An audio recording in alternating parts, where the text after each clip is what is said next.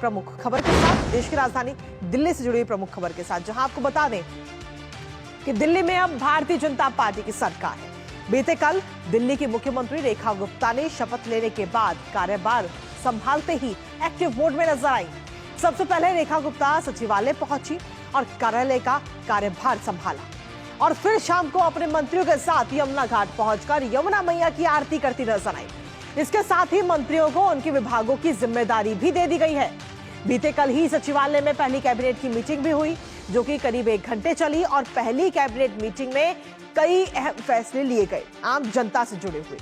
पत्रकार वार्ता में सीएम रेखा गुप्ता ने दिल्ली को लेकर अपने विजन के बारे में बताया और कहा कि हम अपने विजन विकसित दिल्ली को पूरा करने के लिए निरंतर काम करेंगे। चर्चा करेंगे इसी को लेकर, दिल्ली कैबिनेट की पहली बैठक को लेकर, और बात करेंगे अहम फैसलों की। लेकिन उससे पहले आपको दिखाते हैं कि आखिर किस मंत्री को कौन सा मंत्रालय की जिम्मेदारी दी गई है, ग्राफिक्स के जरिए नजर डालते हैं। और इसी बीच बड़ी खबर का रुख कर लेते हैं। इस बीच सबसे बड़ी खबर सामने आ रही है, जहां दिल्ली सरकार की तरफ से बड़ा फैसला लिया गया है। पूर्व सरकार के जो निजी स्टाफ है उन सभी की सेवाएं खत्म करने का ये बड़ा फैसला लिया गया। दिल्ली में नॉन ऑफिशियल स्टाफ पर ये गाज गिरी है।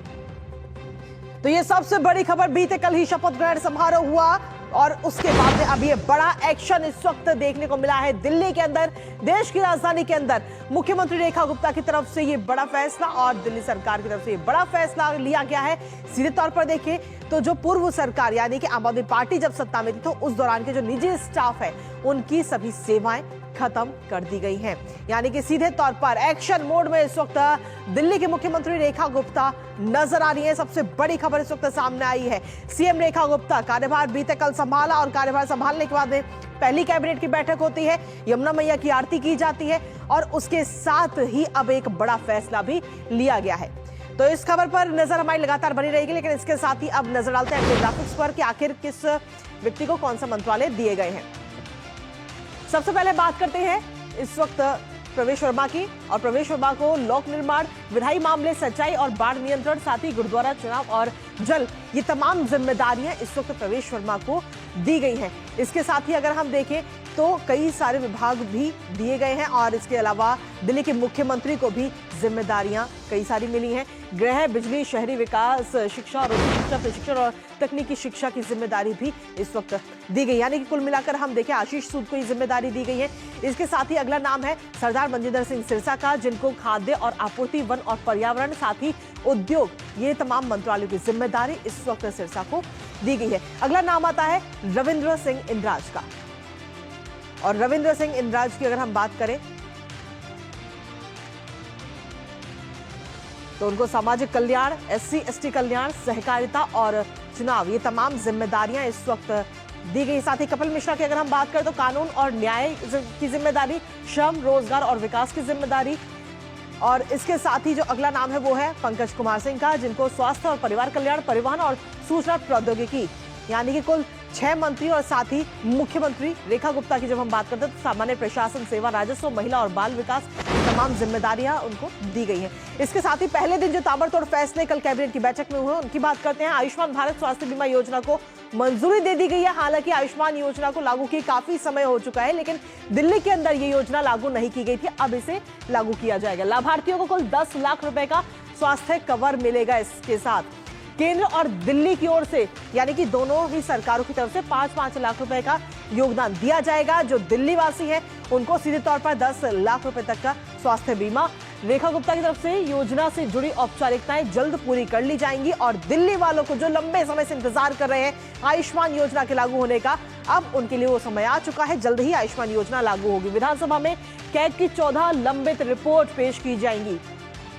इसके साथ ही पिछली आम आदमी पार्टी की सरकार ने जो कैग की रिपोर्ट को रोके रखा था, उस कैग की रिपोर्ट जब पहली विधानसभा का सत्र लगेगा तो उस दौरान वो सबसे पहले पेश की जाएंगी। महिला समृद्धि योजना पर भी चर्चा हुई है बीते कल जो पहली बैठक हुई है, और इस पहली बैठक में अगर हम देखें तो कई सारे महत्वपूर्ण प्रस्तावों को लेकर चर्चा हुई। भाजपा के चुनावी वादों में से एक थी ये योजना महिलाओं को लेकर, और साथ ही आयुष्मान योजना की अगर हम बात करें तो इस योजना को लेकर भी अब जल्दी ही जो औपचारिकता है वो पूरी कर ली जाएंगी। मुख्यमंत्री ने कहा है कि योजना पर विचार विमर्श करने की जरूरत है। विचार विमर्श इस योजना पर किया जाएगा। इसके साथ ही पंजीकरण की व्यवस्था के बिना भुगतान संभव नहीं है। तो सीधे तौर पर एक के बाद एक कई सारे फैसले बीते कल लिए गए। शपथ के बाद ही एक्टिव मोड में नजर आ रही है इस वक्त दिल्ली के मुख्यमंत्री। और सीधे तौर पर हम देखें तो दिल्ली सीएम को लेकर के आज का एजेंडा क्या है, एक बार उस पर भी नजर डाल लेते हैं।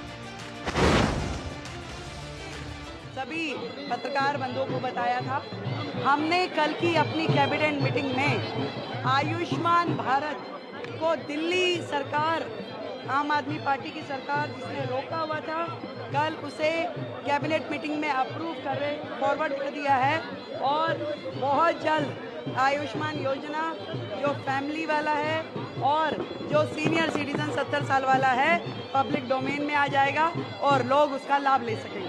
आज हमने पीडब्ल्यूडी के अधिकारियों को और जल बोर्ड के अधिकारियों को बुलाया है, जिनके साथ मेरी मीटिंग रहेगी। पूरी कैबिनेट उनके साथ बैठेगी और सभी कामों की समीक्षा करते हुए जो गड्ढे सड़क वाले हैं या सड़कों में गड्ढे हैं और गड्ढों में सड़क है, उस विषय को आज हम सीरियसली टेक ओवर करेंगे। तो ये आपने सुना कि आज का किस तरीके से रहेगा एजेंडा। लेकिन इसके साथ ही अगर हम देखें तो दिल्ली के पूर्व सीएम आतिशी की तरफ से सीधे तौर पर हमलावर आतिशी नजर आई और उस हमलावर को लेकर किस तरीके से पलटवार किया है रेखा गुप्ता ने, दोनों ही बयान आपको सुनाते हैं। रेखा गुप्ता जी को बहुत बहुत बधाई देना चाहूंगी और मैं उम्मीद करती हूं कि जो जो वादे भारतीय जनता पार्टी ने दिल्ली के लोगों को किए हैं उन वादों को वो जरूर पूरा करेंगी। और मैं रेखा गुप्ता जी को आम आदमी पार्टी की तरफ से ये भी कहना चाहूंगी कि दिल्ली वालों के विकास के लिए उन्हें कोई भी मदद, कोई भी समर्थन आम आदमी पार्टी की तरफ से चाहिए हो तो उनको हमेशा मिलेगा, जरूर मिलेगा। देखिए, सरकार हमारी है, एजेंडा हमारा है, तो काम हम ही करने दीजिए ना। आपको हर चीज में कहने की जरूरत नहीं है। उन्हें कहिए कि जब आपका कार्यकाल था आपने किया। तो सीधे तौर पर रेखा गुप्ता कह रही है कि सरकार हमारी है, हमें हमारा काम करने दीजिए, आपका कार्यकाल अब पूरा हो चुका है। और इसी के साथ हमारे सहयोगी गिरीश निशान इस वक्त जुड़ गए, सीधा उन्हीं का रुख करेंगे। गिरीश, बीते कल शपथ ग्रहण समारोह भव्य हम सभी ने देखा, उसके बाद में कैबिनेट की बैठक हुई, कई सारे अहम फैसले लिए गए। आज का एजेंडा किस तरीके से नजर आएगा?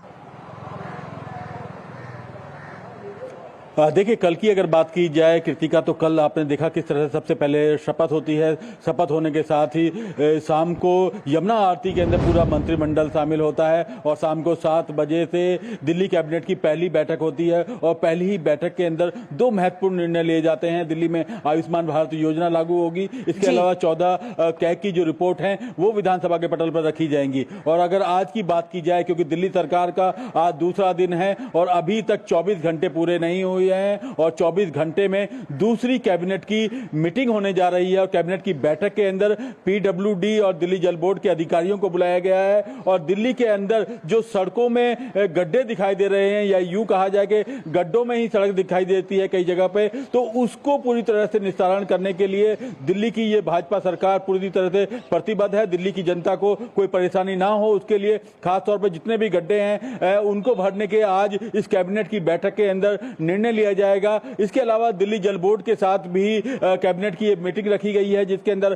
कहा जा रहा है कि लोगों को स्वच्छ पेयजल मिलना चाहिए और भविष्य में 24 घंटे की इस पे प्लानिंग चल रही है कि भविष्य में दिल्ली की जनता को 24 घंटे स्वच्छ पेयजल मिलेगा। इसके ऊपर कहीं ना कहीं आप देख सकते हैं किस तरह से एक्शन में दिखाई दे रही है दिल्ली की भाजपा सरकार। गिरीश, लेकिन इसके साथ ही अगर हम देखें तो एक बड़ी खबर भी इसी बीच सामने आई है और सीधे तौर पर जो पिछली सरकार की तरफ से जो निजी लोगों को रखा गया था उन सभी पर यह गाज गिरी है।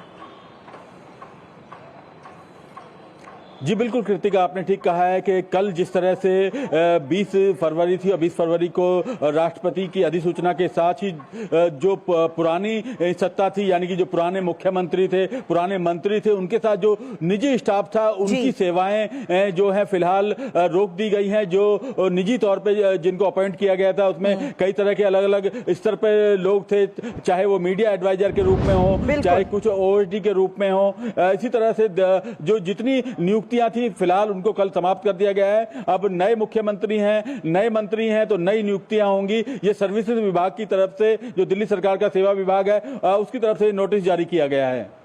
चलिए, फिलहाल बहुत बहुत शुक्रिया तमाम जानकारी और हमारे अपडेट्स हमारे साथ साझा करने के लिए गिरीश। और साथ ही आज जो ये बैठक होने वाली है उस पर आप अपनी नजर लगातार बनाए रखिएगा और 2 बजे फिर आपसे चर्चा करेंगे। तो सीधे तौर पर देखें तो ये कई सारी अहम मीटिंग्स हुई और इसके बाद में आज भी कैबिनेट की अहम मीटिंग होने जा रही है और इस कैबिनेट की अहम बैठक पर हम सभी की नजर है। लेकिन कुल मिलाकर हम देखें तो कई सारी चीजें इसमें नजर आ रही है। एक के बाद एक कई सारे फैसले लिए जा रहे हैं, फिर चाहे वो आयुष्मान योजना से जुड़े हुए हों या फिर दिल्ली की आम जनता से जुड़े हो, और एक के बाद एक बड़े एक्शन में मोड में भी नजर आ रही है दिल्ली की मुख्यमंत्री रेखा गुप्ता। इसी के साथ चलिए अब खबरों में आगे बढ़ते हैं और अगली महत्वपूर्ण खबर का रुख कर लेते हैं, जहां आपको बता दें कि अगली महत्वपूर्ण खबर है उत्तर प्रदेश से जुड़ी हुई।